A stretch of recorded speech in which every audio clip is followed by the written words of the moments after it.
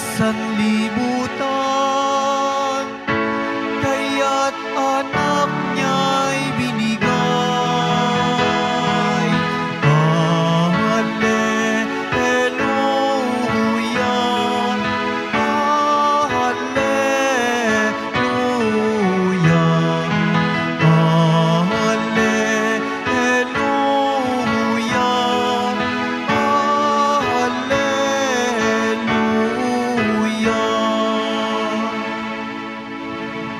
Sumainyo ang Panginoon. At sumaiyo rin.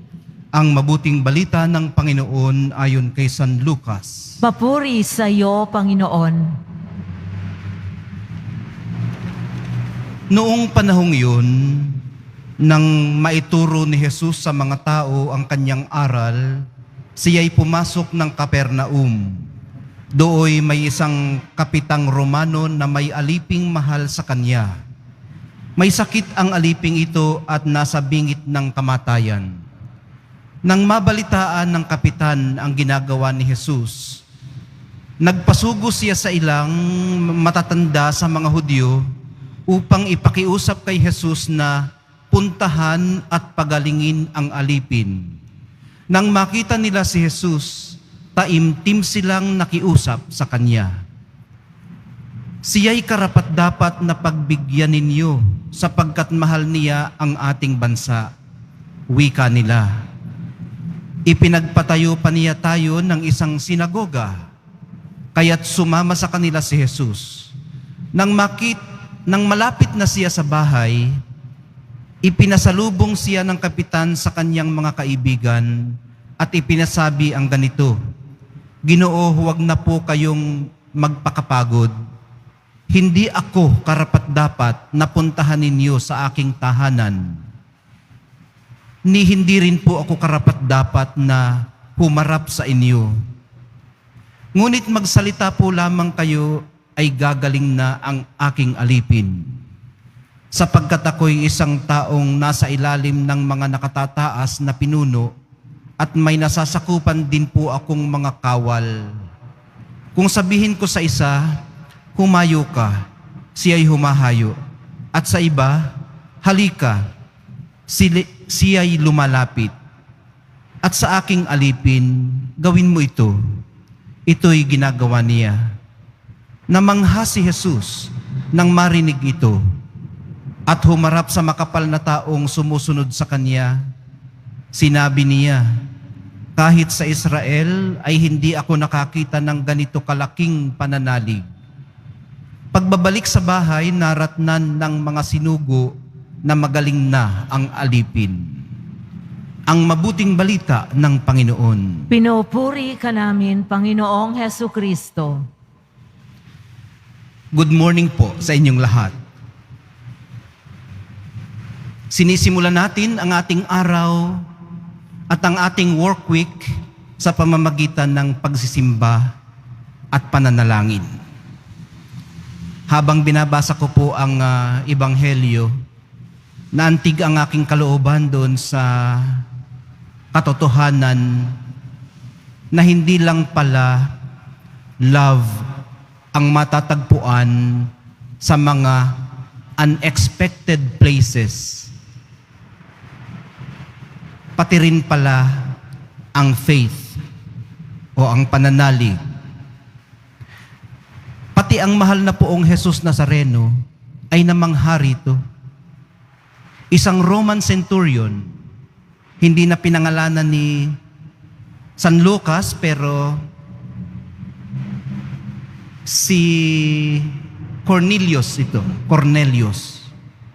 Si Cornelio. Isang Roman centurion of all people, ang kinakitaan ng malaking pananalig. Bakit nga ba hindi?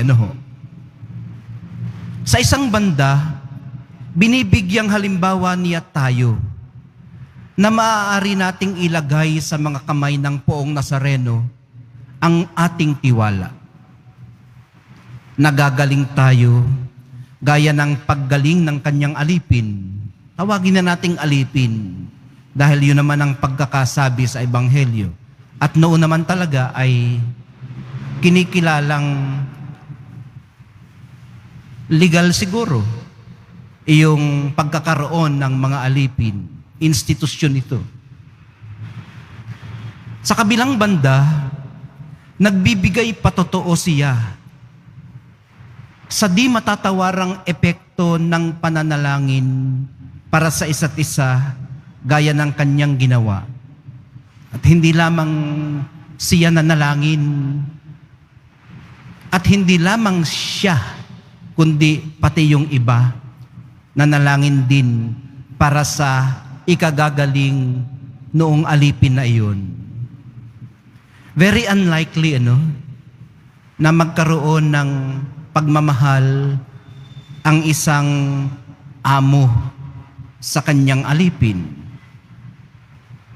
Pero maaaring bagamat siya ay Roman centurion, hindi rin siya exempted sa pagmamahal. At ginawa niya ang kanyang magagawa kahit feeling unworthy siya. Familiar tayo sa words na yun, Iyan ang ating sinasabi kapag nagdaraos tayo ng banal na misa. Panginoon, hindi ako karapat-dapat na magpatuloy sa iyo. Ngunit sa isang salita mo lamang ay gagaling na ako. Kapahayagan din ng pagtitiwala. Sa isang salita mo lamang, alam kong ako'y gagaling dahil ako ay nananampalataya. Ang isa pa pong kapansin-pansin ay kung gaano ka-present si Jesus sa sandaling iyon. Ito ang ating magandang matutunan sa Kanya. Tumingin siya, nakinig doon sa mga pumunta sa Kanya at nakiusap, at itinuon ang Kanyang pansin sa kumakausap sa Kanya. Totally present siya sa moment at sa sitwasyon. Kumbaga, ibinigay niya ang nararapat. Hindi naman talaga maganda sa pakiramdam kapag may kausap ka o kaya kumakain kayo sa hapagkainan, tapos yung iyong kaharap nagse-cellphone, o kaya tumatawag sa kung sinong mga clients niya o kaibigan. Ikaw ang kaharap, pero iba ang ini-entertain.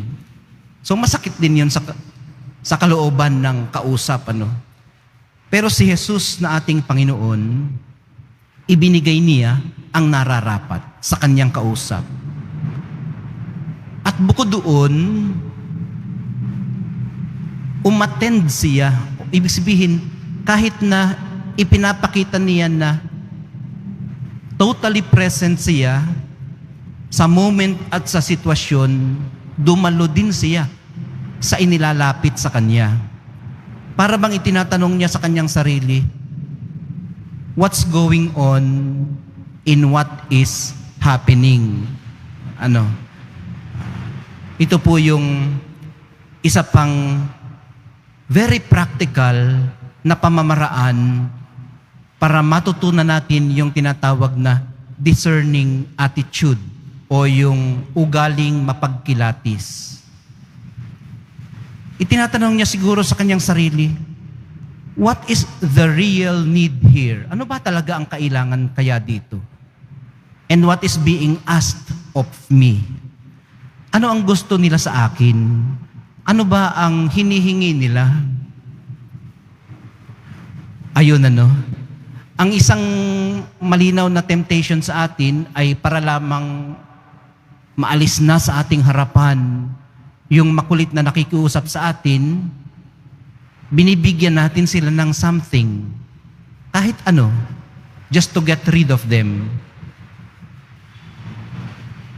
Pero baka hindi yun ang kanilang kailangan. Baka hindi yun ang kanilang hinihingi.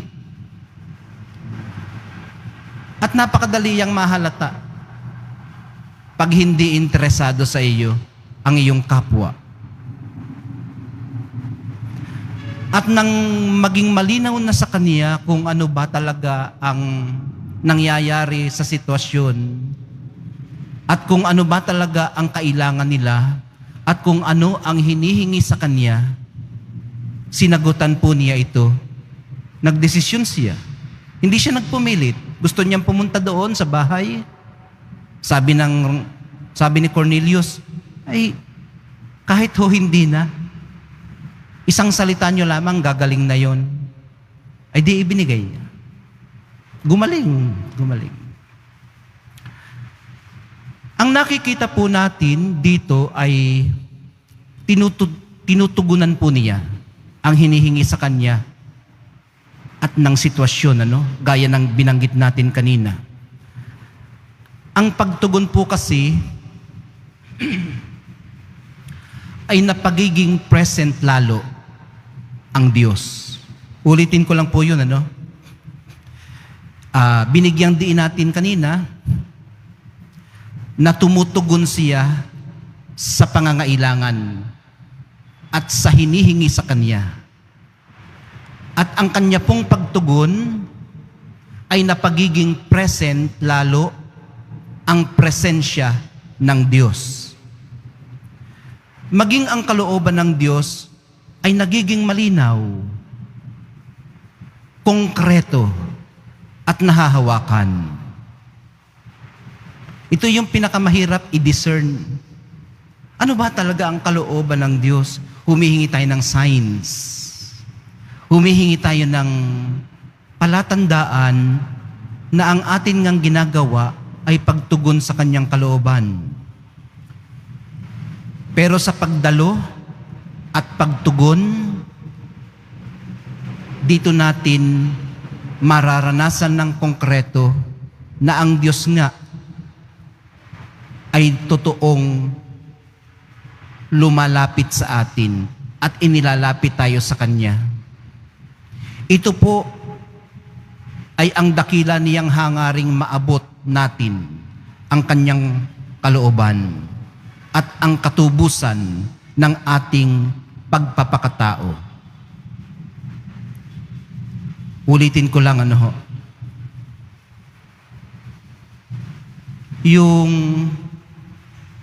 kalooban ng Diyos na sinisikap nating kilatisin at tugunan ay ang dakila niyang hangarin na maabot natin ang fullness ng ating personhood o ng ating full humanization together with others. Hindi lamang natin ma-attain yung ating fullness of being a person sa atin lamang sarili. Tandaan natin, si Cornelius, kumilos siya hindi lamang mag-isa. Meron siyang mga isinugo at pinakiusapan. So ang pagkalinga natin at pagpapanalanginan para sa kapakanan ng isa't isa ay communitarian efforts natin, mga kapatid. Ito rin yung konkreto nating pagpapahayag ng ating pakikiisa sa pinagsasaluhan nating pagiging isa.